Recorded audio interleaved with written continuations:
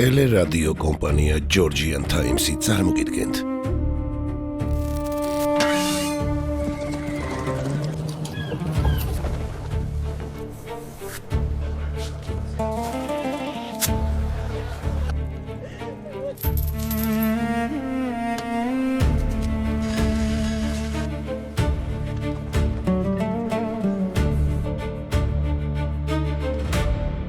საქართველოს ისტორიის გაკვეთილები.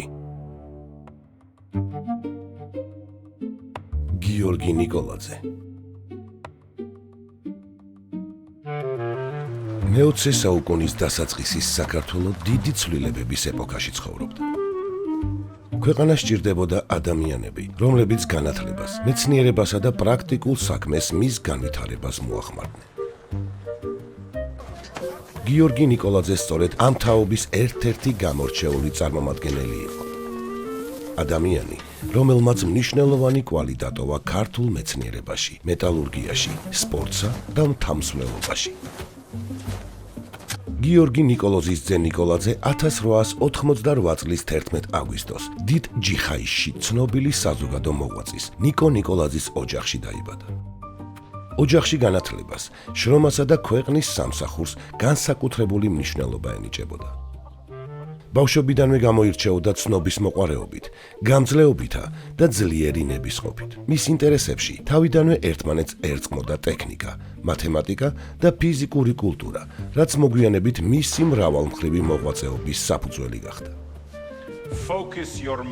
გიორგი თბილისის პირველ გიმნაზიაში სწავლობდა, სადაც ჩეხი პედაგოგის ანტონ ლუკეშის ხელმძღვანელობით ტანვარჯიშში დაიწყო მეცადინეობა.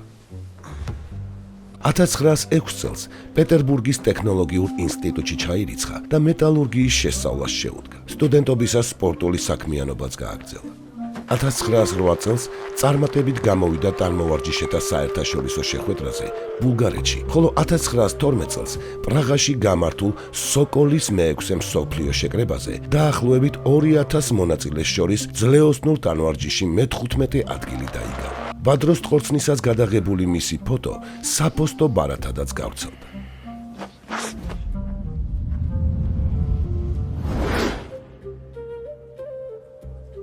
1913 წელს ნიკოლაძემ პეტერბურგის ტექნოლოგიური ინსტიტუტი დაამთავრა და მუშაობა მეტალურგიულ ქარხნებში დაიწყო. იგი ტულაში, დონეცკსა და ენაკიევოში მუშაობდა და გამოცდილ ინჟინრებთან ერთად საწარმოების გაუმჯობესებაში მონაწილეობდა. ამავე პერიოდში დონბასში სატანვარჯიშო საზოგადოებაც დაარსა. ნიკოლაძისთვის მნიშვნელოვანი იყო, რომ წარმოება უფრო თანამედროვე, ეფექტური და კარგად ორგანიზებული გამხდარა.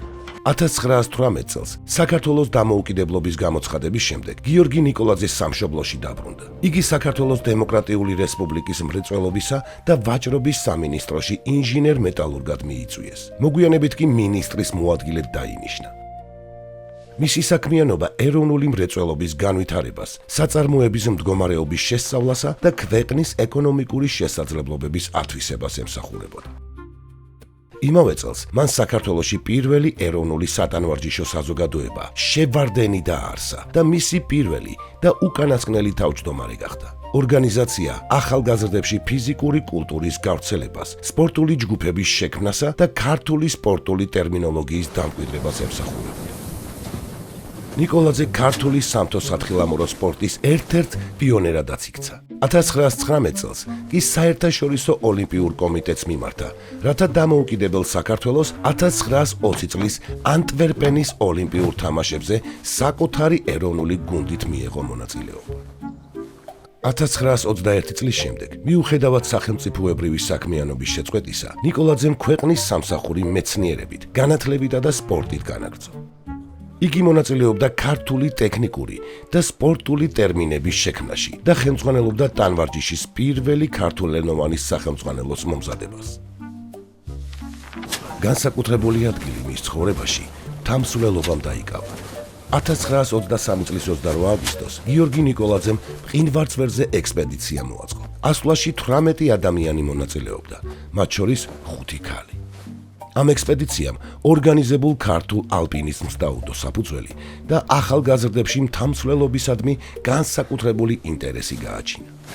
1924 წელს მან საქართველოს გეოგრაფიულ საზოგადოებაში თამსვლელობა მგზავროსნობის განყოფილება დააარსა და მისი თავმჯდომარე გახდა.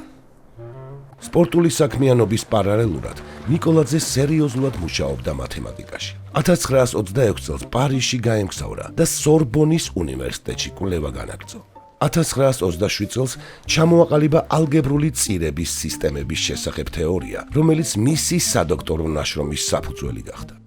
1928 წელს სორბონში დისერტაცია დაიცვა, ხოლო მისი ნაშრომი პარიზში ცალკე წიგნად გამოიცა. პარიზში ყოფნისას იგი რუსუდან ხამბაშიძეზე დაქორწინდა. მისი სამეცნიერო საქმიანობა ამ პერიოდში განსაკუთრებით ინტენსიური იყო და ნიკოლაძის სახელი უკვე ევროპულ აკადემიურ წრეებშიც გახდა ცნობილი. საქართველოში დაბრუნების შემდეგ გიორგი ნიკოლაძე თბილისის სახელმწიფო უნივერსიტეტში ანალიზურ და დიფერენციალურ გეომეტრიას ასწავლიდა.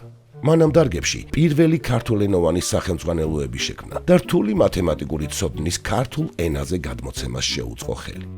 ამავე დროს მუშაობდა ორიგინალური გამომთვლელი მანქანის პროექტზე, რომელმაც სპეციალისტების ყურადღება და მოწონება დაიმსახურა. მისი მოღვაწეობის კიდევ ერთი უმნიშვნელოვანესი მიმართულება კვლავ მეტალურგია იყო. 1929-1930 წლებში მისი ხელმძღვანელობით თბილისში, დიდუბეში ფეროშენადნობთა საცდელის სადნობი ღუმელი აშენდა. აქ ჩატარებული ცდებით ქართული მადნის სამრეწველო გამოყენების შესაძლებლობას ამოწმებდნენ, ხოლო მიღებული შედეგები შემდგომში ზესტაფონის ფეროშენადნობთა ქარხნის მუშაობას დაედო საფუძვლად. 1931 წლის იანვარში დიდუბის ქარხანაში მუშაობისას საცდელ ღუმელზე ავარიული სიტუაცია შეიქმნა. გიორგი მუშების შენობიდან გაიყვანა, თავად კი დარჩა, რათა აფეთქება თავიდან აეცილებინა.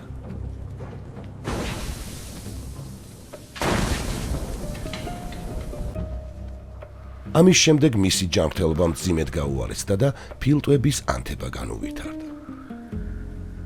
1931 წლის 5 თებერვალს სულ რაღაც 42 წლის ასაკში გიორგი ნიკოლაძე გარდაიცვალა. იგი დიდუბის მწერალთა და საზოგადო მოღვაწეთა პანთეონში დაკრძალეს. 1954 წელს პამირში აღმოჩენილ 6340 მეტრის სიმაღლის მწვერვალს გიორგი ნიკოლაძეს სახელი მიენიჭა, ხოლო 1973 წელს დაწესდა მისი სახელობის პრემია ტექნიკის დარგში საუკეთესო სამეცნიერო ნაშრომისთვის.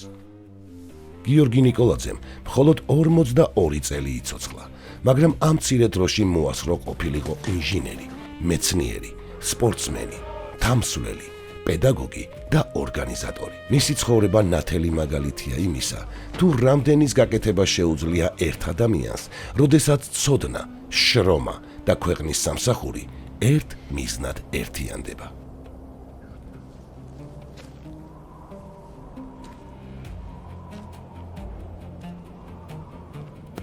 ტელერადიო კომპანია Georgian Times-ი, დოკუმენტური ფილმების სტუდია.